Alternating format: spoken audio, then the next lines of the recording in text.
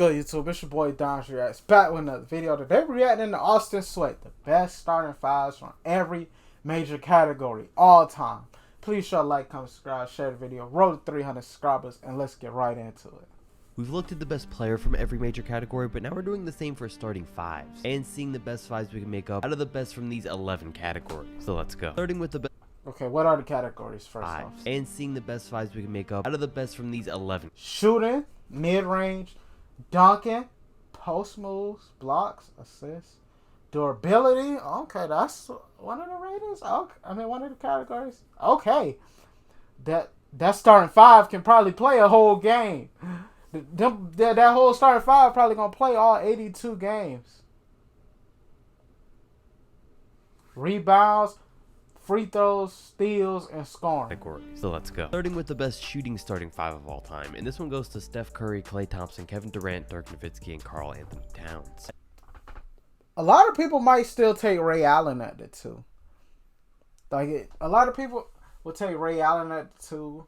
Probably Bird at the three.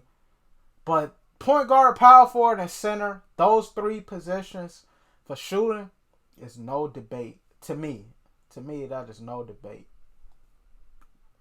Three of these guys are locked in with that was what I no was arguments against them. As for Klay Thompson, some would say Ray Allen deserves the shooting guard spot, and while he's made more threes all time, I think when you compare percentages, in-game ability, and the actual records and hot streaks we've seen Klay get on, it's easy for me to say that he's the second best shooter of all time. Maybe not so much since returning from his injury, but hopefully next year he gets back on the right track. And as for Kevin Durant, I know some people would argue Larry Bird deserves this spot for best small forward shooter, but when looking at the body of work combined with the volume of threes both guys have actually shot, it really turns into no question that this spot belongs to KD. And as for this five as a whole, they're actually not too undersized from top to bottom, but I think the big guys may get bullied down low a little bit, and on defense they would all have a pretty rough time, but then on offense, having all five of these guys spread the floor to shoot at elite levels would be pretty tough to defend. But first, before we go any further, shout out to Raid Shadow Legends for sponsoring Fight Out. Personal QR code here. 200K. Dang, he's still going in? The video, Durant, Dirk, and Al Horford. And just specifically mid-range shooters, we have Chris Paul, Michael Jordan, Kevin Durant, Dirk, and Al Horford. And I don't think there's really any debate against any of these five being included here. All of these guys have other aspects of their games that are great, but when it comes to mid-range, they're elite and rarely ever miss open opportunities from that distance. For playoff time, Chris gets on streaks where he can get to his spot and make them one after another. That was a huge part of MJ's game in general. KD can shoot from anywhere, including mid-range. Don't forget Dirk's signature fadeaway was a mid-range shot, and with Al Horford, I'll be honest, it was hard to find a center here, but he actually is the perfect fit because the shot is a major part of his game. With dunking, the conversation gets a little more controversial. We have Russell Westbrook, Michael Jordan, LeBron, Blake Griffin, and Shaq. And okay, I think some of these need a little explanation. Westbrook, I think we can all agree on that for point guard. Maybe Ja Morant would take the spot, but until we see we gotta see more of Ja. Ja might take that spot contest, I'm not giving it to him. Zach LaVine had some of the best dunk contest dunks, but if you take into account in-game and contest dunks, MJ easily takes it. LeBron is a no contest. I think overall Zion may be a better dunker than Blake Griffin, and Aaron Gordon has had the best dunk contest dunks of all time, but in terms of entire we gotta see more Zion. Slight edge to Blake. And then Shaq was just a monster. Because Blake was definitely a human. And now as a whole, even though we're looking at a very specific category within the game, it still gives us a starting five that would be an all-time great one. I mean, with MJ, Shaq, and LeBron in the same starting lineup, I really don't have to go any further in depth with this one. But I will say that this team would be pretty terrible from the perimeter, but again, it would probably work just fine. Now, if we made a lineup based on who the best in NBA history was in terms of post moves, it probably looks something like this, with Luka Doncic, Jordan, LeBron, Tim Duncan, and Kareem. So again, we'd have MJ and LeBron, which is crazy enough already. But also notice Luka making it into this one at only 23 years old, because the fact that he's 6'7", and then plus it ain't too many point guards who's using the post game and post moves. I mean, granted, old school point guards were, but many other point guards can even operate in the post, made this one an easy choice for him. And it was a tough one to put Kareem over a guy like Hakeem Olajuwon, because well, Hakeem had the dream shake and was one of the most technically sound players down low, but Kareem's straight up ability, skyhook, and ability to be a problem in the post in his prime and at an older age was really what won him this spot. Switching over now to the defensive end of things, we have blocked shot. And the five that comes from this category is Ron Harper at point guard, Michael Jordan once again at shooting guard, I'd say Andrea Karlinko at small forward, and Tim Duncan and Mark Eaton. So okay, this lineup definitely has the least amount of star power out of any of them so far, but it's still a great one. Now again, we have MJ winding up in nearly every single category. I'm about to and say it's just hard to MJ argue gonna start for anyone else over everything. him. I thought about either KD or LeBron for small forward, but Kirilenko specialized in defense and even averaged over 3 blocks a game twice in his career, which is insane for a small forward. Then Tim Duncan and Mark Eaton don't really need much said. As a whole, these guys would dominate. They have an elite defender at every single position, and it'd work out pretty nicely with everyone able to take on their own unique role on the team. Plus, having Tim Duncan to stretch out the floor really helps. Passing and assists, we switch things up quite a bit with Magic Johnson, James Harden, LeBron, Pau Gasol, and Nikola Jokic. And really, the only one here that even needs justifying is James Harden. Just because I saw a lot of people saying maybe Manu Ginobili should have this one, or how elite he was as a passer. People will argue even when James Harden was a lot more at shooting guard,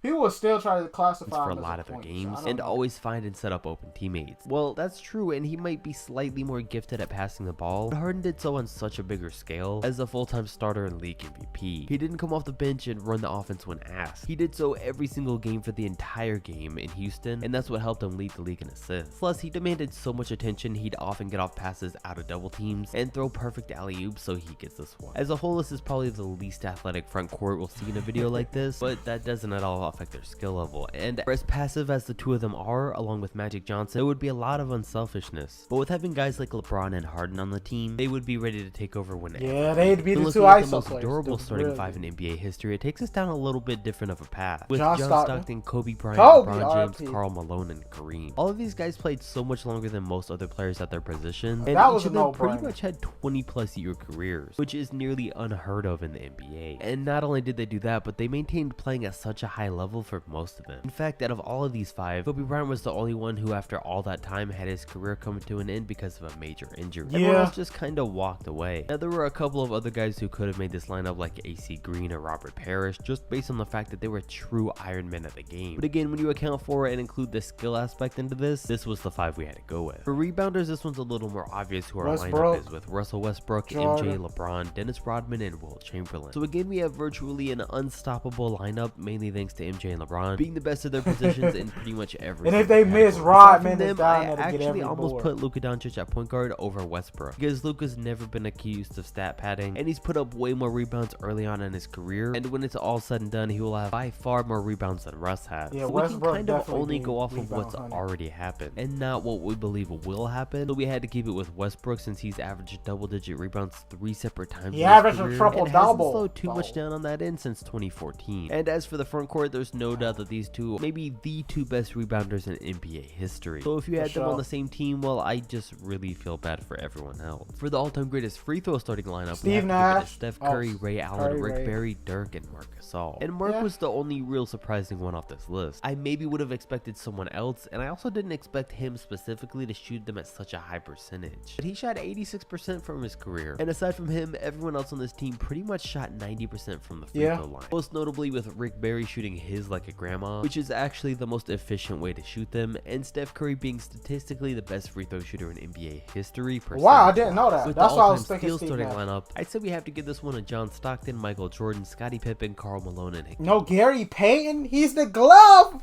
for a reason.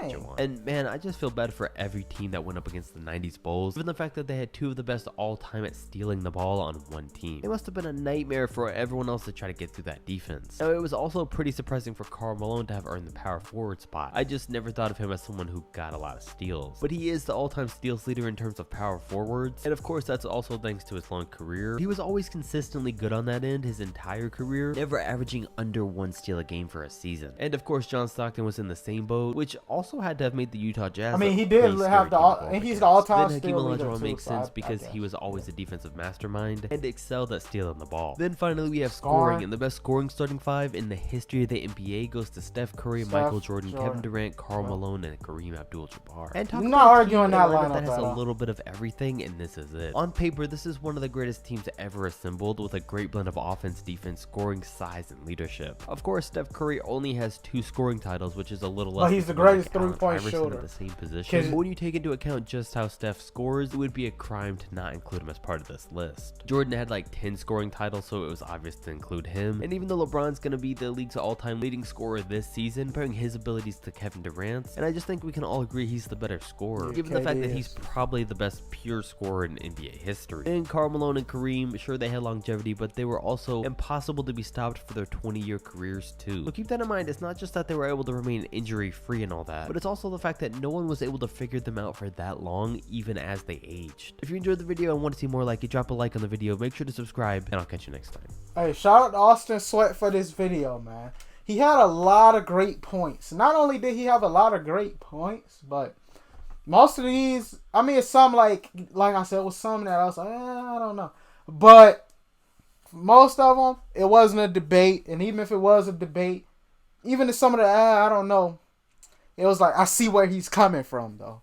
So shout out to Austin Sweat, man. Great video. Please like, comment, subscribe, share the video. Road 300 subscribers, and I'm out.